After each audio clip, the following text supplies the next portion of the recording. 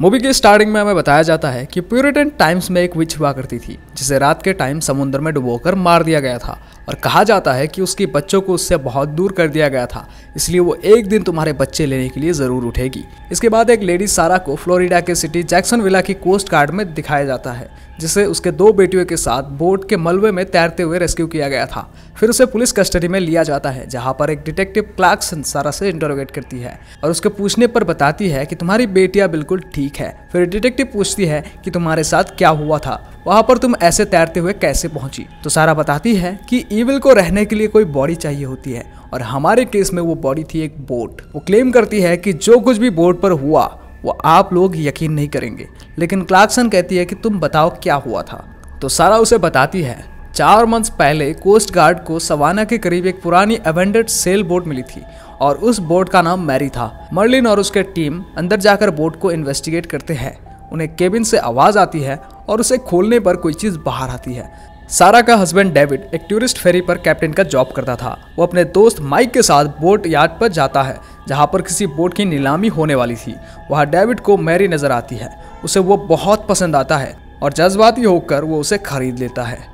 फिर वो सारा और अपनी बेटियों को बोट दिखाने के लिए वहां बुलाता है। सारा उसके इस फैसले से ज्यादा खुश नहीं थी। डेविड उसे बताता है कि मैं अपनी बोट खरीदना चाहता था, सारी जिंदगी मैं जॉब नहीं करना चाहता, हम इसे ठीक करके फैमिली क्रूजर बनाएंगे। लेकिन सारा कहती है कि इसे ठीक करने में बहुत ज्यादा पैसा लग जाएंगे। तो डेविड उसे सॉरी कहता है कि मुझे पहले तुमसे पूछ लेना चाहिए था, पर मैं एक्सप्लेन नहीं कर सकता कि पता नहीं क्यों इसे देखते ही मैं इसे छोड़ नहीं पाया। जिसके बाद सारा मान जाती है और डेविड भी खुश हो जाता है। अगले दिन वो लोग माइक और टॉमी के साथ मिलकर शिप को रेनोवेट करते हैं। टॉमी डेविड के अंडर काम करता था और वो उसकी बेटी लिंडसे का बॉयफ्रेंड भी था। फिर वो लोग वाइन की बोतल तोड़कर बोट को लॉन्च करते हैं। रात को वो लोग पार्टी कर रहे होते हैं, तभी डेविड कहता है कि हम सुबह इस शिप से बरमूडा जाएंगे। डेविड का पुराना बॉस जय उसे रोकने की कोशिश करता है और कहता है कि बरमूडा जाना सेफ नहीं है, ऊपर से ये शिप भी हॉन्टेड लगता है। इसके पिछले ओनर्स का भी कुछ पता नहीं कि वो लोग बीच समुद्र में कहाँ गायब हो गए, लेकिन डेविड उसकी बात नहीं मानता। इसके बाद शिप के आगे फोटो लेते हुए टॉमी को ब्राइट फ्लैश निकलता हुआ नजर आता है। वो डर जाता है लेकिन फिर वो उसे इग्नोर कर देता है। रात को मैरी को सुलाते हुए सारा को विजन आता है कि मैरी की जगह जली हुई बॉडी रखी हुई है। वो डर जाती है और अचानक से उसकी आंखें खुलती हैं तो सुबह हो चुकी थी। फिर वो लोग माइक और टॉमी के साथ बरमूडा के लिए निकलते हैं। मैरी हर वक्त ड्राइंग्स बनाती रहती थी। लिंडसे जैक की बात को लेकर परेशान थी। वो इस बारे में सारा से पूछती है लेकिन वो उसे तसल्ली दे देती है कि ऐसा कुछ नहीं है। उसके बाद सारा मैरी को देखने जाती है तो उसके केबिन में उसे एक अजीब सी ड्राइंग मिलती है जिस पर कोई वेट सी लेडी बनी हुई थी। रात को सोते हुए डेविड को एक औरत का विजन आता है जिसे देख के वो उठता है। फिर फील होता है कि बोट चल रही है। वो ऊपर डेक पर जाकर देखता है तो वहाँ टॉमी होता है। डेविड पूछता है कि तुमने लंगर क्यों खोल दिया, तो टॉमी कहता है कि वो चाहती थी कि हम चलते रहे। और फिर उसके मुड़ने पर वो लोग देखते हैं कि उसने खुद को स्टैब किया हुआ है। अचानक से वो डेविड पर अटैक करने लगता है पर डेविड खुद को बचा लेता है और अगली सुबह वो लोग एबाको आइलैंड पर टॉमी को छोड़ देते हैं। सारा को उसके लिए बुरा लग रहा होता है पर डेविड कहता है कि हमारे पास कोई ऑप्शन नहीं था। वो पॉजेस लग रहा था और दोनों डिसाइड करते हैं कि इस बात को बाकी सबसे सीक्रेट रखना है, जिस वजह से लिंडसे उनसे नाराज होती है। उधर क्लार्कसन को सारा की बातों पर यकीन नहीं आ रहा होता और वो उससे कहती है कि थोड़ी देर बाद मैं दोबारा पूछूंगी और सही बात बताना, वरना मैं तुम्हें मर्डरर समझूंगी। अगले सीन में बोट के अंदर सारा के पीछे कोई बच्चा गुजरता हुआ नजर आता है। उसे लगता है कि मैरी है। उसके पीछे वो छोटे वाले कैबिन तक जाती है। वहाँ पाँव के निशान होते हैं और अंदर जाने पर दरवाज़ा बंद हो जाता है और लाइटर की रोशनी में सारा को कोई वहाँ औरत नजर आती है।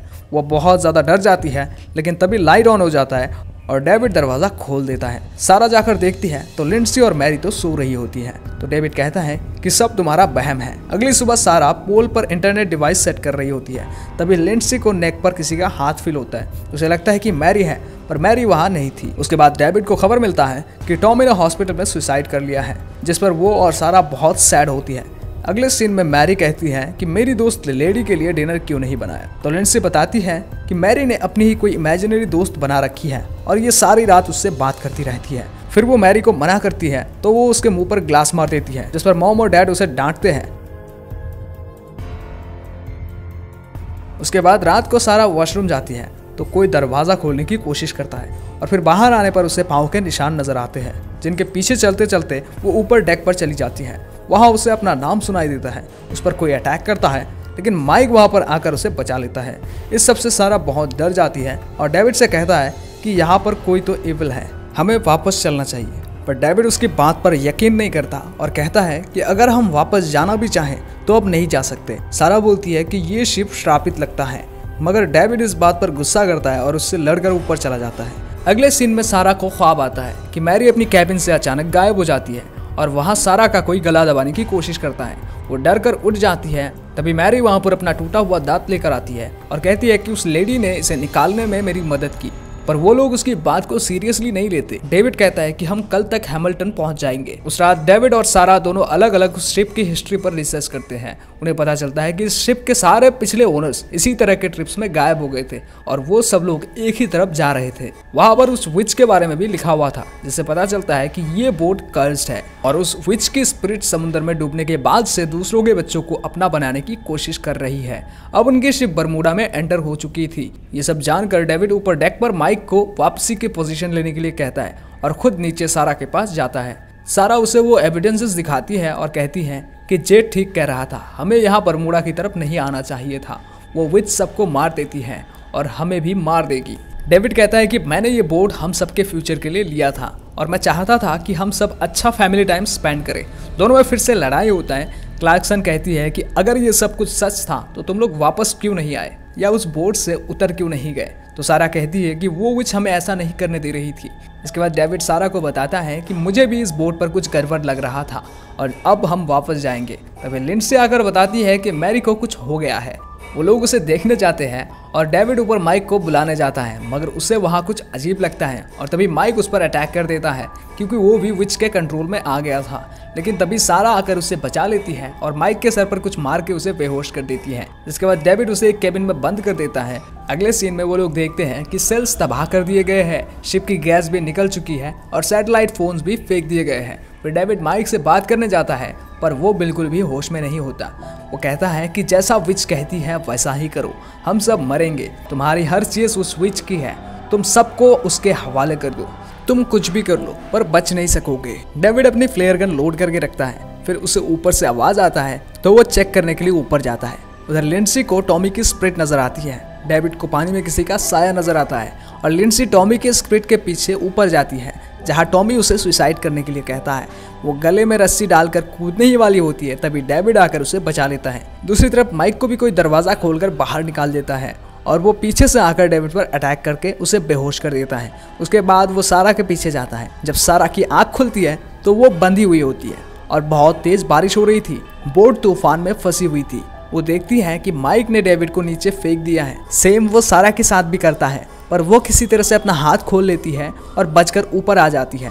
वो माइक पर अटैक करती है पर वो बच जाता है। अब माइक सारा को मारने ही वाला होता है, तभी पीछे से डेविड आकर उसे बचा लेता है और माइक को गन से शूट कर देता है। जिसके बाद डेविड बोट चलाने लगता है और सारा नीचे जाकर लिंडसी और मैरी को ढूंढने लगती है। वो डेविड की फ्लेयर गन भी उठा लेती है।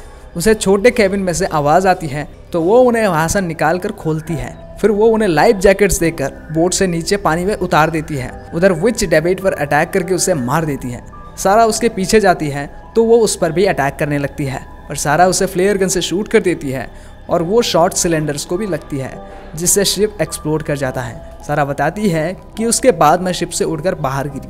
मैंने अपनी बेटियों को ढूंढने की कोशिश की पर वो नहीं मिली। मैंने विच को तबाह कर दिया और अब वो मेरी बेटियों को कभी नहीं ले जा सकेगी।